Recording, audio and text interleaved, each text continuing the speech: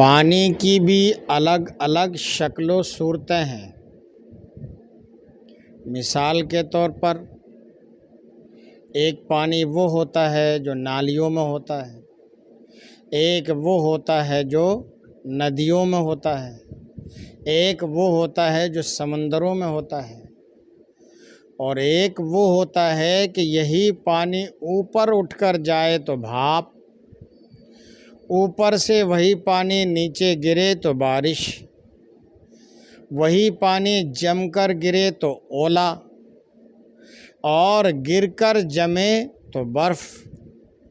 پھول پر گرے تو شبنم، پھول سے نکلے تو عرق۔ اور ایک پانی وہ ہے کہ جو حضرت اسماعیل علیہ السلام کے قدموں سے نکلا تو اس کا نام زمزم ہے۔ اور ان پانیوں سے ہٹ کر ایک الگ پانی ہے، وہ پانی وہ ہے جو ہمارے اور آپ کے اور ساری کائنات کے آقا مولا حضور محمد الرسول اللہ صلی اللہ تعالی علیہ وسلم کی انگلیوں کے گھائیوں سے نکلا تھا، جو صلح حدیبیہ کے موقع پر ہوا تھا کہ جب پانی ختم ہو گیا تھا، تقریباً 1700 صحابہ کرام تھے۔ صحابہ نے شکایت کی، یا رسول اللہ ہمارے بیچ پانی بالکل نہیں ہے، ہم کیسے پئیں، کیسے وضو کریں، جانوروں کو کیا پلائیں؟ تو سرکار نے فرمایا تھوڑا بہت پانی تلاش کر کے لاؤ۔ چاروں طرف صحابہ کرام کے برتنوں کو، سب کے برتنوں کو تھوڑا تھوڑا پانی جب تلاش کیا گیا، لیا گیا،